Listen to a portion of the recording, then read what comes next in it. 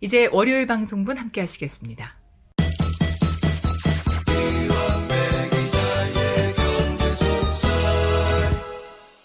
민중의 소리 이완배 기자 만나겠습니다. 이완배 기자님. 네, 안녕하십니까. 예.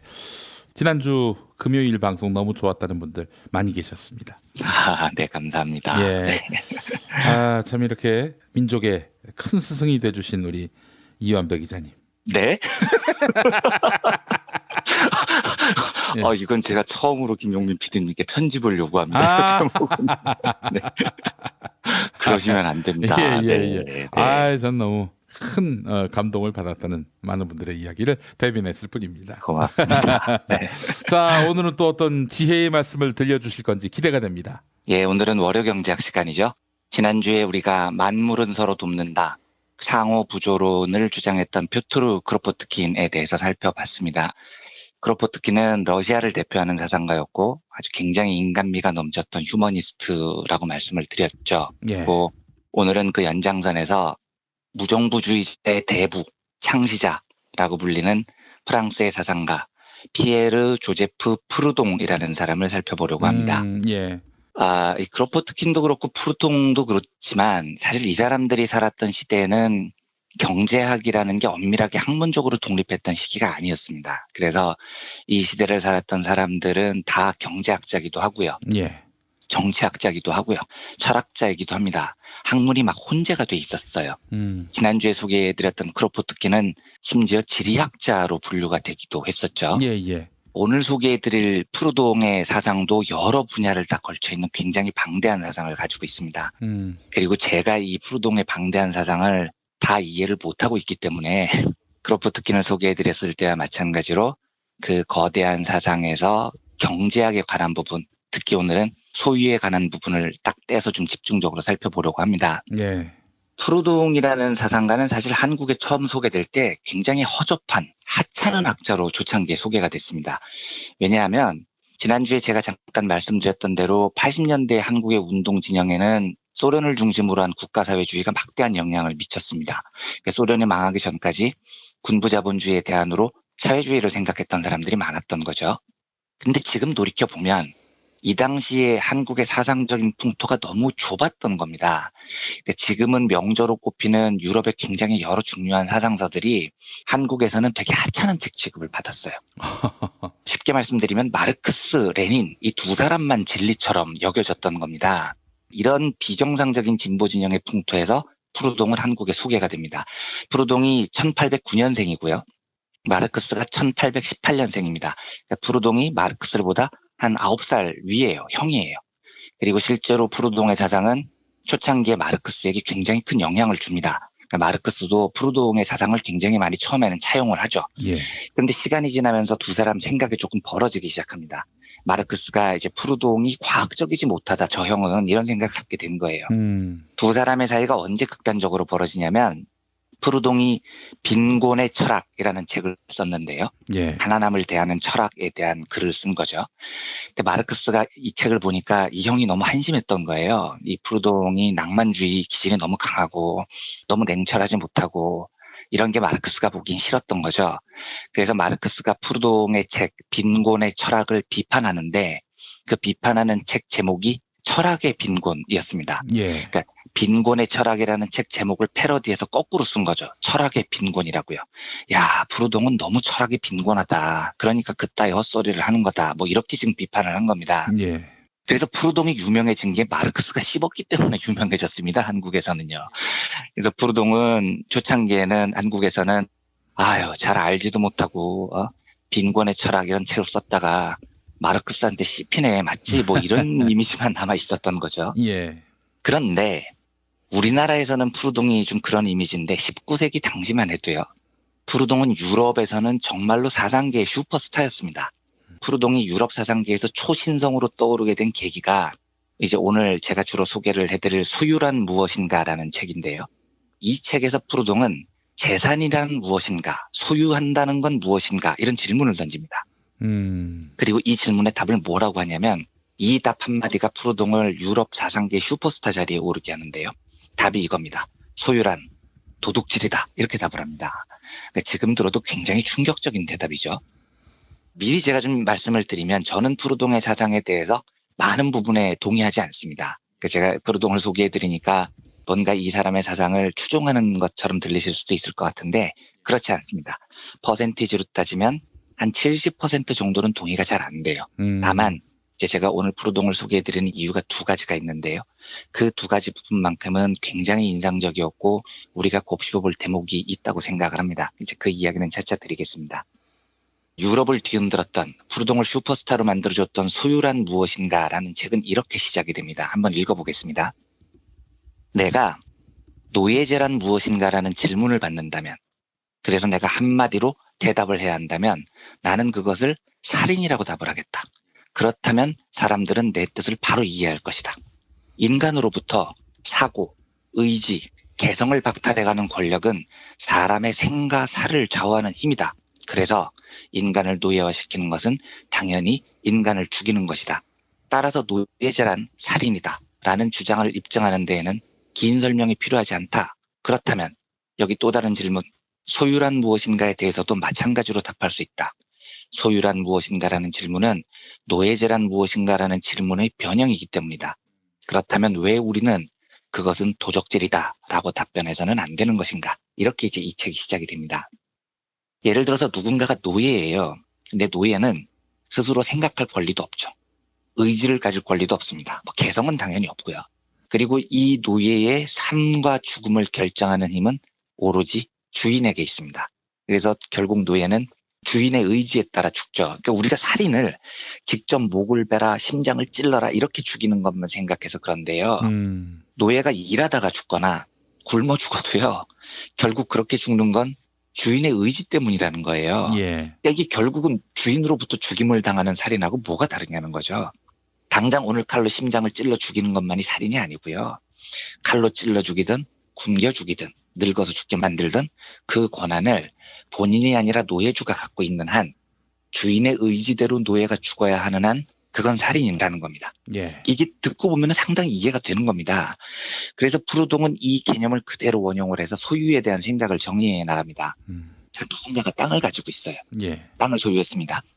그런데 그게 왜 네 땅이야? 라고 물어보면 이거 아빠가 물려줬거든요? 이렇게 답을 해요. 야, 그러면 그 땅은 왜 니네 아빠 땅이었는데? 물어보면 할아버지가 물려줬거든요? 이럽니다. 야, 할아버지는 왜 그 땅을 소유했는데? 증조 할아버지가 물려줬거든요? 이렇게 답을 하는 거예요. 그러니까 푸르동이 보기에 이 구조는 결국 땅을 누군가가 소유하고 있다는 건 일종의 사기극이라는 거죠. 그러니까 땅은 원래 누구의 것도 아니었는데 누군가 먼저 선점을 한 겁니다. 그 땅에 울타리를 치고 여기는 내 땅이다 라고 선언을 한 거죠. 그래서 푸르동이 묻습니다. 야, 무슨 권리로 그렇게 하는데? 라고 물어보면 그냥 그렇게 한 거예요. 예. 이렇게 답을 하는 겁니다. 그래 놓고 그걸 대대손손 물려주면서 내 땅이다 라고 주장을 하는 건 소유할 수 없는 것을 소유했다고 주장하는 일종의 사기극이라는 거죠. 그래서 푸르동은 소유란 결국 도둑질이다 라고 주장을 하는 겁니다. 푸르동이 정말로 신랄하게 비판하는 게 이런 겁니다. 프랑스가 프랑스 혁명을 거친 다음에 1793년에 인권선언을 하는데요. 인권선언에 어떤 말이 있냐면 자유, 평등, 소유, 안전 이 네 가지는 자연권이다 이런 말이 들어있어요. 예. 근데 여기서 이제 유럽에서 쓰는 자연권이라는 말은요. 인간이라면 누려야 되는 너무나 당연한 자연적인 권리라는 뜻입니다. 그러니까 이건 너무나 당연한 거여서 입증할 필요조차 없는 거예요. 법적으로 논쟁을 할 필요조차 없는 당연한 권리를 자연권이라고 부릅니다. 그러니까 신이 인간 본성에 부여한 본원의 권리라는 거죠. 예. 너무나 당연해서 입증할 필요조차 없는 이 당연한 권리 네 가지가 뭐냐? 프랑스 인권선언은 자유, 평등, 안전, 그리고 소유라고 이야기를 했다는 거예요. 그러니까 푸르동이 여기서 뒤집어져 버린 겁니다. 야, 이 사기꾼들아. 자유? 그거 당연히 자연권이지. 평등? 당연히 신으로부터 부여받은 자연권이지. 안전? 누구나 태어났으면 안전하게 살 권리가 있는 자연권이지. 그런데 거기에 왜 소유는 슬쩍 끼워 넣는 거지? 소유가 왜 인간이 당연히 누려야 될 권리야? 이렇게 생각을 합니다. 예. 자유가 자연권인 이유는 자유는 팔 수가 없죠. 우리가 노예제를 지지하지 않는 한요. 내 자유를 100만 원에 팔게 이게 가능하지 않잖아요. 그래서 자유는 자연권입니다. 그런데 푸르동이 보기에 소유는 팔 수 있어요. 거래할 수 있어요. 그러니까 이건 자연권이 아닌 겁니다. 사람들 사이에서 옮겨 다닐 수 있으니까요. 그런데 마치 프랑스는 인권선언을 통해서 소유가 입증할 필요조차 없는 반드시 지켜져야 되는 권리인 것처럼 주장을 했다는 거죠. 이게 이제 푸르동이 반발을 하는 대목입니다. 제가 아까 초반기에 말씀드렸지만 저는 푸르동 사상의 한 70% 정도는 동의를 못해요. 왜냐하면 나중에 푸르동이 어디까지 나가냐면 땅 문제뿐만 아니라 노동자들이 일을 해서 번 돈도 노동자의 것이 아니다. 소유할 수 없다. 뭐 이 정도까지 나가버립니다. 예. 여기서부터 이제 푸르동 스텝이 조금 꼬이기 시작해요. 제가 보기에는요. 땅이야 누구의 것도 아닌 곳에 울타리를 치고 선점을 했다는 이유로 여긴 내 땅이다라고 주장을 하는 게 부당하다. 요 주장은 제가 충분히 이해가 되는데 내가 열심히 일해서 월급 받고 그걸 모아서 TV 한 대를 샀는데 야 그게 왜 네 거야? 소유는 도둑질이야. 이러면 수긍이 잘 안 가잖아요. 예. 이런 면에서 제가 푸르동 사상에 동의하지 못하는 부분이 많습니다. 다만 제가 절절히 동감하는 건 푸르동의 사상이 나왔던 당시 시대 상황을 보면요. 대부분의 노동자들은 처참한 삶을 살았는데 원래 신분이 농민이었어요. 그러니까 농토에서 쫓겨난 그래서 도시 노동자들이 된 사람들이 너무나 가난했습니다. 그런데 그 사람들이 왜 농지에서 쫓겨났느냐? 누군가가 와서 야 여기가 내 땅인데 나가 이래버렸기 때문입니다. 그래서 이 농민들이 거기가 왜 네 땅이지? 라고 물어보면 증서를 내미는 거죠. 땅 문서. 봐 이거 5대째 우리 땅이야. 5대 선조가 여기를 내 땅이라고 선언했어. 이렇게 주장을 합니다. 예. 그러니까 푸르동이 보기에 이런 선점한 행위를 가지고 내가 그걸 소유했다고 주장하는 건 매우 부당하다는 주장이고 저는 그 대목만큼은 동의를 강하게 합니다. 예. 예를 하나 들어보죠. SK 최태원이 지금 재산이 한 4조 원 정도인데요. 이렇게 주장을 해요. 야, 자본주의 국가에서 소유권은 자연권이야. 내 재산 4조 원은 어떠한 경우에도 국가든 뭐든 절대로 침해할 수 없어. 라고 주장을 합니다. 그러니까 소유권을 자연권으로 인정하면 최태원 재산은 누구도 건드릴 수 없는 거죠. 그런데 최태원한테 물어봅니다. 그래서 4조가 왜 네 돈이냐? 그러니까 최태원이 이거요. 우리 큰아버지 최종건이 일제강점기 끝나고 해방 직후에 사업을 시작해서 선경직물이라는 회사를 세워서 회사를 키워서 만든 돈이에요. 그러니까 내 돈이죠. 라고 주장을 합니다. 예, 그래서 이제 한 번 더 물어보는 거죠. 그럼 니네 큰아버지 최종건은 어떻게 선경직물을 설립했냐? 이렇게 물어봐요. 그러면 그거요. 그 일본 놈들이 경영하던 회사가 있었는데요. 일본이 패망하고 쫓겨났잖아요. 그래서 그 회사하고 재산을 다 한국에 남겨놓고 튀었어요. 우리 큰아버지가 그걸 잽싸게 낚아챈 거죠.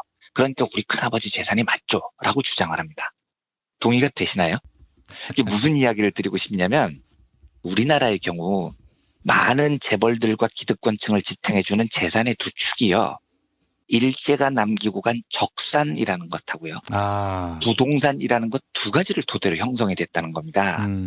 그런데 적산이 왜 SK 창업주 최종건의 것이 돼야 되냐는 거죠. 그런데 최종건은 그게 내 거라고 주장을 하는 이유가 하나예요. 내가 선점했으니까요. 내가 선점했다는 이유만으로 그건 최종건 가문의 것이라고 지금 주장을 하고 있는 겁니다. 그러니까 어느 날 빈 땅에 가서 내가 울타리를 치고 야 여기는 내가 선점했으니까 대대손손 내 땅이다라고 주장하는 것하고 뭐가 다르냐는 거죠. 땅은 하늘이 내려준 자연이고요. 그걸 누군가가 선점했다는 이유로 자기 재산이라고 주장하는 건 푸르동의 개념으로 도둑질입니다. 그러면 일제가 남긴 적산은 다른가요? 적산은 누구 거죠? 이건 민족 모두의 것입니다. 이거야말로 사적 재산으로 출발할 수 없는 거예요. 그런데 그걸 최종건은 선점을 했습니다. 어떻게 선점을 했느냐? 위임받지 않은 관리 몇 명과 뇌물을 주고받고 짱을 해서 선점을 했겠죠. 그러면 그게 최종건 겁니까? 잘 생각해보면 당연히 동의가 안 되는 겁니다. 그러니까 누가 달나라에 가서 깃발 하나 꽂고 이제부터 달은 내 거야 라고 주장한다고 생각을 해보십시오. 미친놈인 거죠. 그런데 우리나라가 일제가 남긴 민족의 유산인 적산을 차지하는 과정이 딱 그랬어요. 민족의 재산을 부패한 관리와 몇 놈들이 짜고 우리가 먼저 점유했으니까 대대손손 우리 거야 라고 지금 주장을 하고 있습니다.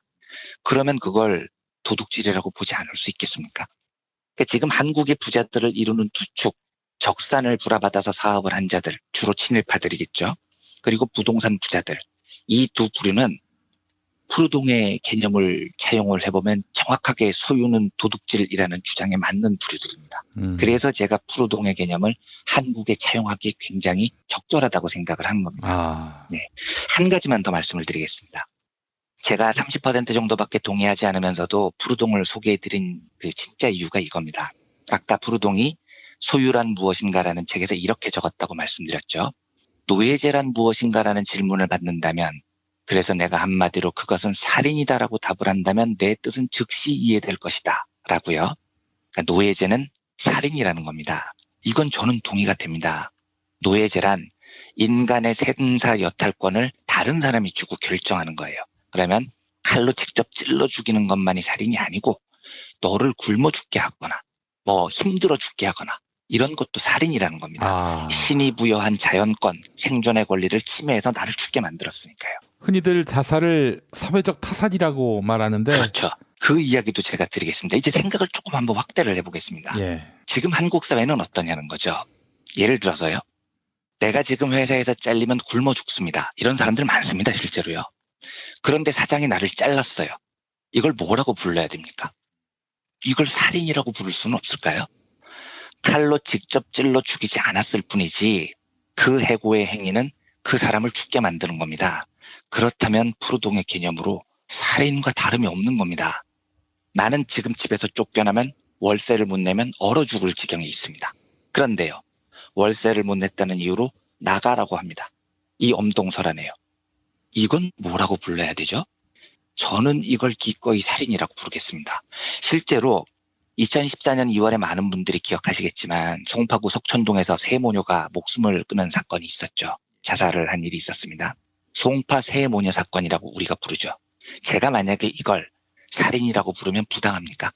저는 부당하지 않다고 봐요. 왜냐하면 이게 노예제와 뭐가 다르냐고요.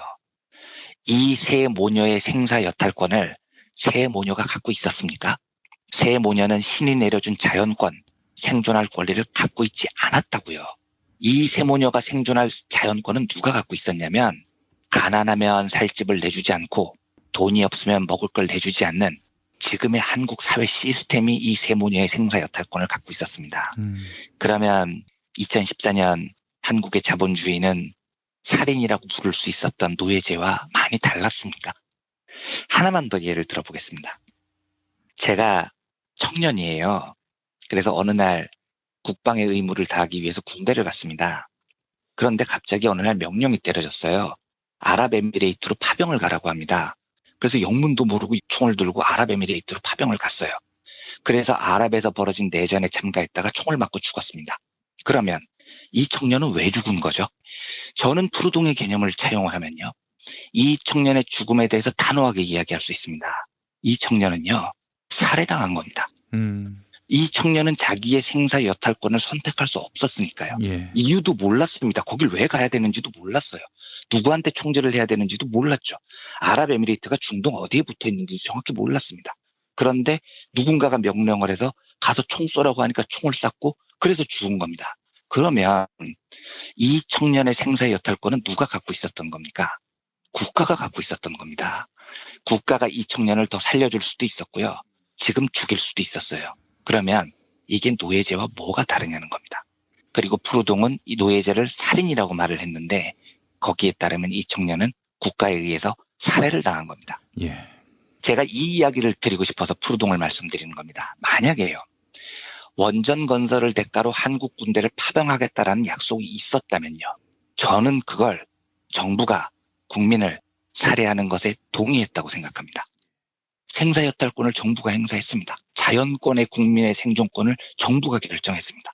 그리고 정부가 그 생사여탈권을 행사해서 사람이 진짜 죽었다면 그걸 살인이라고 부르지 말아야 될 이유가 있습니까?